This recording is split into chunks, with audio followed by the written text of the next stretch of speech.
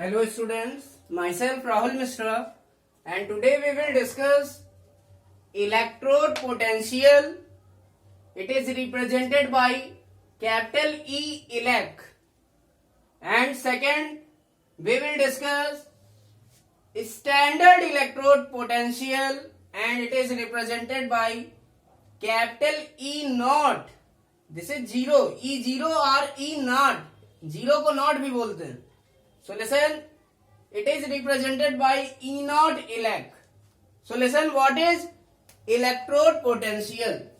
It is very simple and listen carefully. When any metal rod, it means जब कोई metal की rod, when any metal rod, for example, this is zinc rod. It means this is metal rod. When any metal rod is dipped into its solution, it means जब किसी metal rod को इसी metal के solution में डुबोया जाता है. So we all know that the solution of zinc is zinc sulfate. Zinc sulfate. It means जब किसी मेटल रॉड को इसी मेटल के सॉल्यूशन में डुबोया जाता है, then listen, then there is a development of potential difference. Then there is a development of potential difference between, किसके बीच में डेवलप होगा potential difference? between the surface of rod. It means ये जो zinc rod की surface है,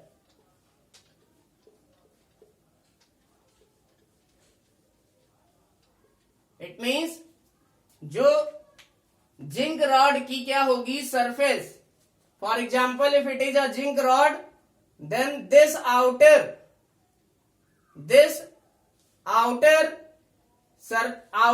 structure is called as surface.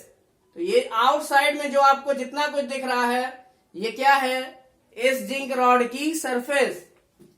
It means जब किसी zinc rod को हम लोग उसी जिंक के सॉल्यूशन में डुबो देते हैं, तो होता क्या है? वहां एक पोटेंशियल डिफरेंस जनरेट होता है. किसके बीच में? जिंक रॉड की सरफेस के बीच में और सॉल्यूशन के बीच में. Between the surface of zinc rod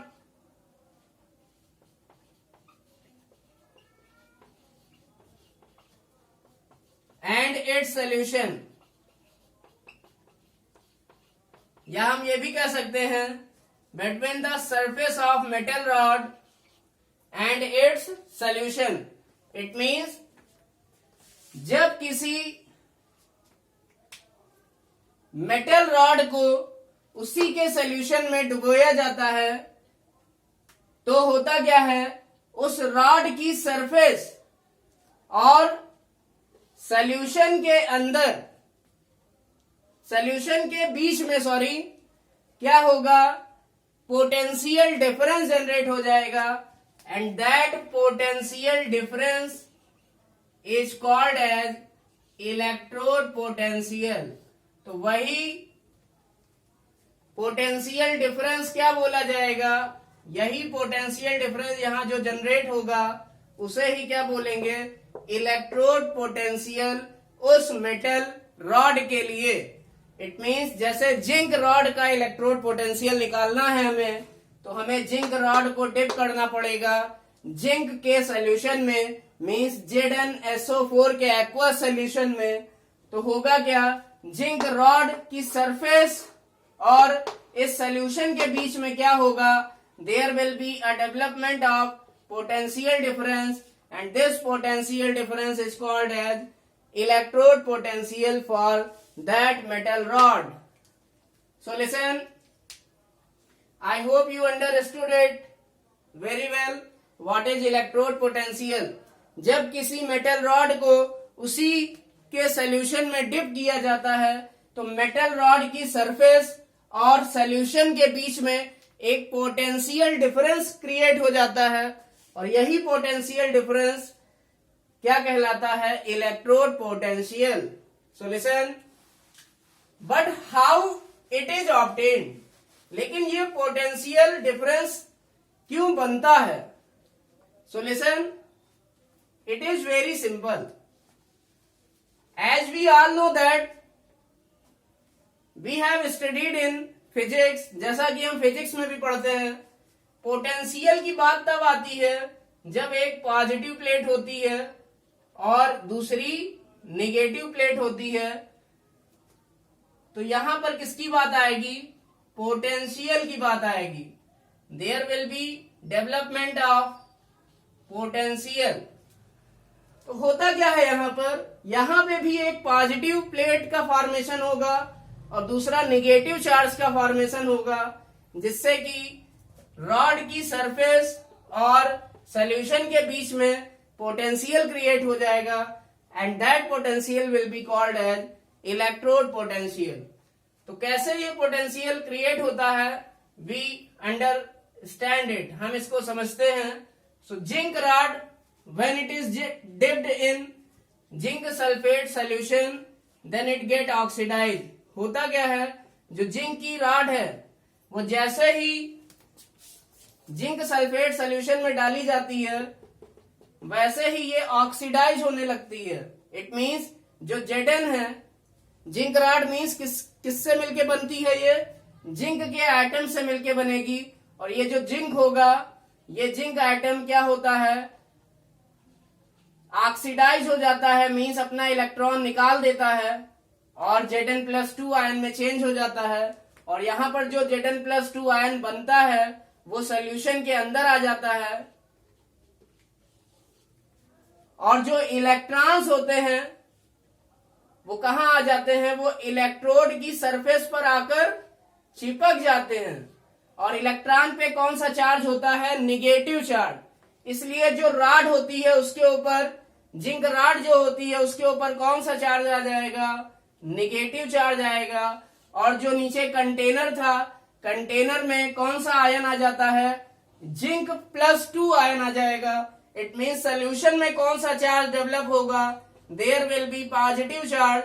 तो यहां पर क्योंकि पॉजिटिव और निगेटिव चार्ज डेवलप हुए हैं इसलिए इस सोल्यूशन और इस रॉड की सरफेस के बीच में क्या होगा? एक पोटेंशियल डेवलप होगा and that potential will be called as electrode potential for that metal rod. It means वही पोटेंशियल डिफरेंस क्या बोला जाएगा? इस मेटल रॉड का इलेक्ट्रोड पोटेंशियल. इट मीन्स हर मेटल रॉड का या हर मेटल का अपना अलग अलग इलेक्ट्रोड पोटेंशियल होता है. So listen, it is represented by E elect. Now what is standard electrode potential? अगर आपको इलेक्ट्रोड पोटेंशियल समझ में आ गया तो स्टैंडर्ड इलेक्ट्रोड पोटेंशियल कुछ भी नहीं है. So listen, when electrode potential is taken, when electrode potential of any metal rod is taken at standard condition at 25 degree Celsius and 1 molar